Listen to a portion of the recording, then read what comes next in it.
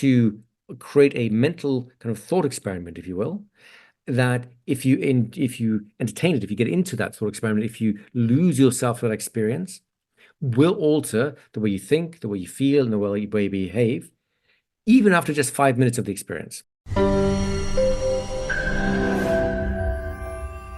What's the purpose of Hypnotic Gift? A Hypnotic Gift is essentially a demonstration of hypnosis that has something very personal for the person attached to it. In other words, if you, for example, just stick my hand to the table and then, let it rise again afterwards, that's a cool trick. There's nothing wrong with that. The problem is, it's not personal to me. I don't suddenly feel like I'm so super cool that something positive has happened for me. In a Hypnotic Gift, we do something similar to the hand sticking to the table, only when it releases, when we finish the gift, I walk away feeling transformed by it, like I've gained something from that experience. So what Hypnotic Gift allows us to do, it allows us to demonstrate hypnosis and how powerful it is without getting bogged down into doing an hour or 2 hours of hypnotherapy with someone. It all happens within a quick burst of 5 minutes of hypnosis. Now, it's also a really good way for a novice to get great at doing hypnosis, practicing hypnosis, because you get to practice it everywhere you go, with everyone you meet, and really develop that skill organically with the kinds of people you want to be working with. So, if you don't practice hypnosis with strangers and prove how powerful that tool is, as I say, hypnotherapist, or if you just want to practice hypnosis and the art of hypnotherapy without getting bogged down the nuances of therapy while still doing a safe and good job, Hypnotic Gifts are the key to this all. And if you're, by the way, a complete novice to it, I will show you today a really simplified, stripped out method of hypnosis that allow you to do a complete routine within 5 minutes or so. So let's hang on to our hats. If you're a hypnotherapist and you want to get clients when you are at a social gathering of some kind, or even as a formal talk, a Hypnotic Gift will be more powerful than a 2-hour talk will be. In fact, I remember when I was starting off and telling everyone that I was a hypnotherapist, I bore my friends because I was talking about it too much. Until one day, I was at a birthday party, and long story short, one of my friends asked me to demonstrate hypnosis with him. And I was a little bit nervous, of course, at first, because I haven't demonstrated on a cold subject before. And so I did it anyways. I did some very simple stuff, just an arm lock and an eye lock and 1 or 2 other bits and pieces. And the thing that blew me away is after those simple demonstrations, which weren't even Hypnotic Gifts yet, just a simple standard demonstrations at the time, by the time I got back to my table with my friends, people started queuing up at our table to ask questions about hypnosis, about different ailments, different things to help with. I filled out my diary for the week just from that one little 5-10 minute demonstration that I did. So if you're a hypnotherapist and you want to show the power of hypnosis really effectively, this is absolutely for you. If you're a lay hypnotist, if you want to have fun and practice some key skills, it's absolutely for you. If you want to practice hypnotherapy without getting bogged down in hypnotherapeutic, nuances, it's absolutely for you. So what do we do? Well, a Hypnotic Gift is an experience someone has that changes them in some positive way, makes them feel more empowered in some positive way, that only takes a maximum of 10 minutes to do. My aim is really 5 to 10 minutes. So we're trying to do everything in under 5 minutes if possible. Now, that's a really big promise to get into. So we have to look at the theory part of it, which is, in other words, how do we get someone into the hypnotic state really quickly? We want to do it in under a minute, because otherwise we only have, even if you do a minute of hypnosis, we only have 4 minutes for the hypnotic experience. So a lot of time to get the impact that we're looking for. So we need to look at the induction process to kind of strip it down to its bare nuts and bolts. And then at the experiences that we can offer so that we can give someone a really powerful, convincing experience very quickly. So let's look at the idea of induction. What's the point of an induction? An induction essentially is a ritual that moves someone from a social state of mind to a hypnotic state of mind. Now, what I mean by that is in hypnosis, there's a big argument about, is hypnosis a state? Is it a trait? In other words, is it a genetic trait that some people have and some people don't? Is it a state of mind that you can cultivate to get into, and so on? And I suspect the answer is somewhere in between the two. If you create the right condition, what I would call hypnotic context, then people will respond to you as if they were in hypnosis. That means all the things that hypnosis can produce, you can now reproduce in that context. That includes pain control, so powerful that someone can go under proper surgeries with zero anesthesia. That includes overcoming fears and phobias. That includes overcoming all kinds of psychological and even medical conditions that hypnosis has demonstrated that it has power over. So we want to create this hypnotic context as quickly as possible. Why? Because in order for someone to respond to hypnosis, they need to have a mindset that responds to hypnosis. What is that mindset? Stripped down to its bare minimum is the mindset is agreeable. They're looking to agree with what you're saying. They have a positive expectation. They expect your suggestions to actually work.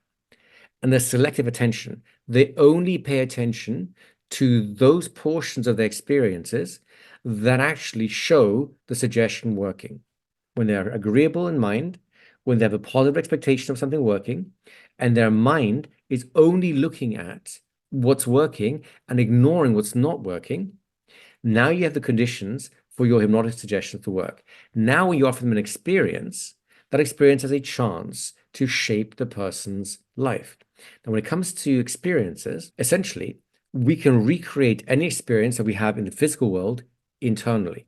How do we do that? Well, we'll get into that in a moment. But essentially, we can use the faculty of imagination to create a mental kind of thought experiment, if you will, that if you entertain it, if you get into that thought experiment, if you lose yourself in that experience, will alter the way you think, the way you feel, and the way you behave, even after just 5 minutes of the experience. So, with that thought in mind, let's have one more bit of theory before we get into something practical. And this is the layout of a classic hypnosis session. Now, this is not the only structuring that is out there, but you'll find that almost every form of classical hypnosis follows something like this pattern. First, we have some kind of contract to get consent. It's very rare that people try and do hypnosis without consent. That usually can happen sometimes in like street hypnosis, something like that.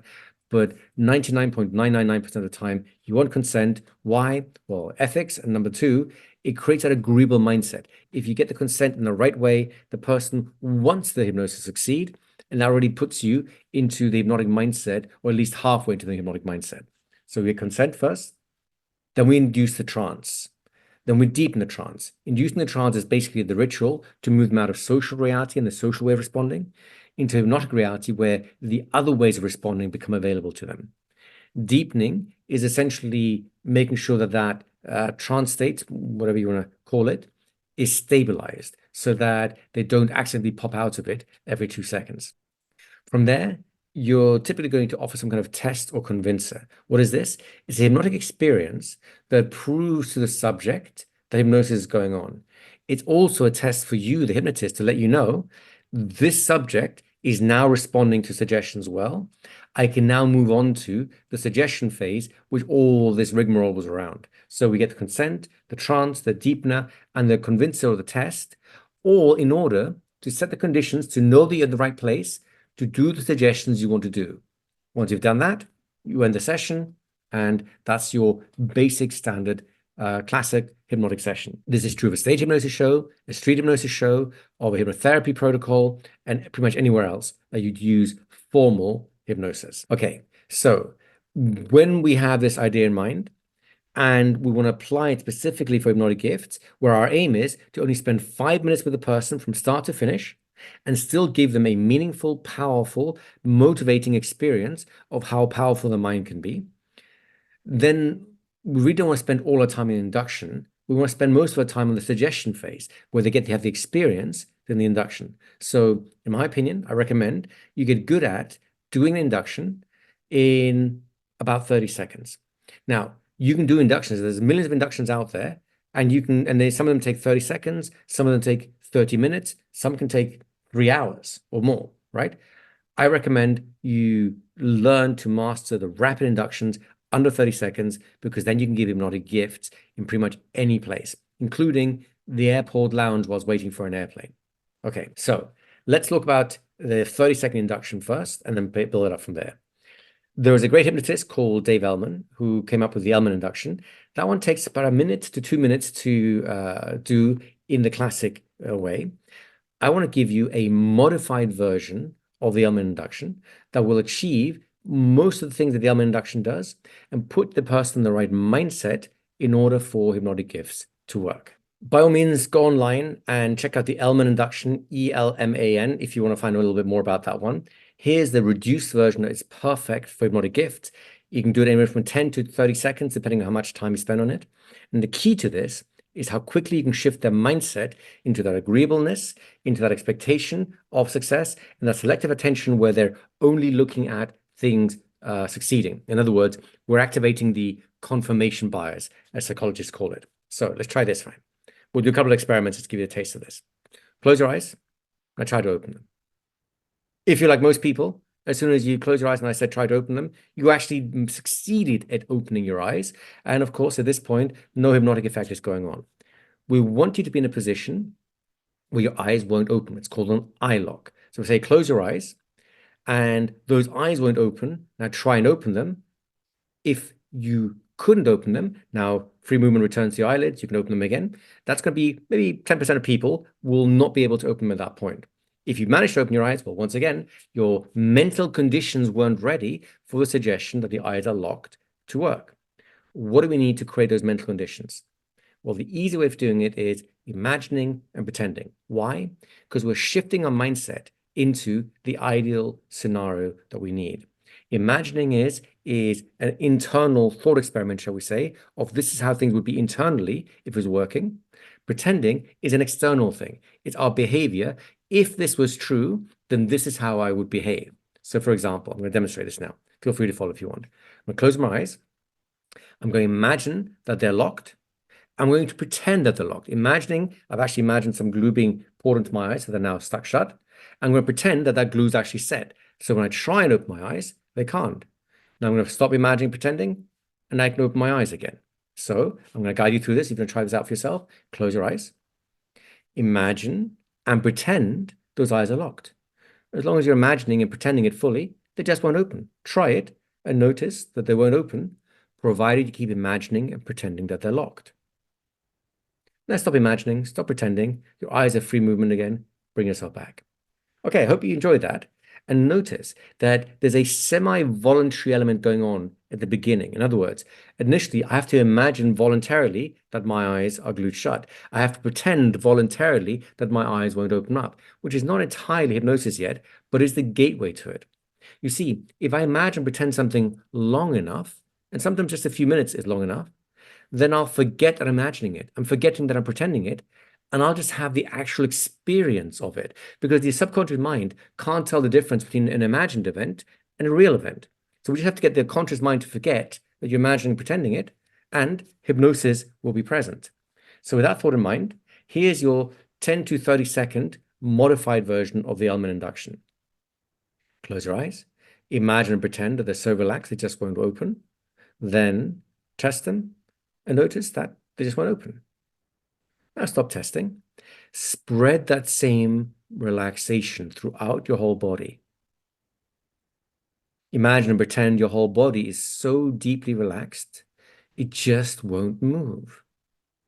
Then try and lift an arm and notice that it won't, provided you imagine and pretend it stays relaxed like that.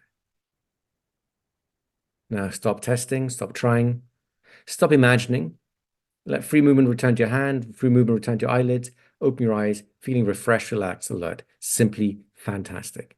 Notice that was about a 20-second version of the modified Elman induction. You can refine it down to something fast if you want, but here are the key elements. Close your eyes. Imagine, pretend that they won't open. Test the eyes. Spread that quality into the rest of your body. Imagine, pretend that your body won't move. Test it by trying to lift an arm or a finger and notice that it won't move. If they have achieved all of this, they'll have had two examples where the mindset, the hypnotic mindset has kicked in, and they've created a strange behavior, not being able to open their eyes or move part of their body. Get good at this induction, and every gift that you do after this, you can kind of follow on from that nice and easy. Okay, so what do we do with gifts? Gifts are an internal experience which has encoded into it a suggestion to the unconscious mind to have a specific change, shall we say, a change in mood, in attitude and belief, anything like that. So let's try this out all together, and then I'll walk you through what we did with it. And this is going to be my third test. My first test is the eye lock. My second test is the arm lock. My third test is now a bit more psychological. Those two are physical behaviors. If they don't open their eyes and they don't move their arms, I know that physiologically they're kind of getting engaged with the hypnotic mindset. Now I want to test their mood. Can I alter their mood in the same way? So here's what we're going to do. Close your eyes. Imagine and pretend that they just won't open. Test them until you're convinced, and then stop testing. Spread that quality in the rest of your body. Imagine and pretend your body is so relaxed it just won't move. Then test. Try and lift an arm, and notice how pleasant it is to fail. And then stop testing.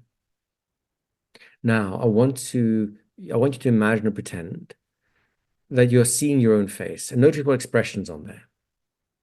Whatever the expression is, change it to a big, bright, beautiful smile, the kind that lights up the eyes, and keep looking at yourself, smiling back at yourself like this. If you're doing this right, you'll know, because within a few short moments, your real face actually wants to smile back too at the imagined face. Let it happen. Once you have a satisfying experience of that, keep the smile, but let go of the imagining, let go of the pretending. Bring yourself back, eyes open, refresh, relax, alert. Simply fantastic. All right. How was that? Was that interesting? That was a whirlwind tour. That was just like a 2-minute gift right there. About a minute, 30 seconds or so to get into the hypnosis. Another minute or so for the actual gift. Super fast. It's the way I like to try out with strangers the first time I do this, because the eye lock is easy, the body lock is easy, and the inner smile test are all easy ways of doing things. The first two test that the body's responding. The third one tests that the mind is responding, the mood is responding. Once I have someone succeed with all these three, very often I have a nice positive reaction, by the way, then I'm ready to give them the hypnotic gift that I want, because I know that they have a stable hypnotic mindset and the gift will work. Hopefully that makes sense to you.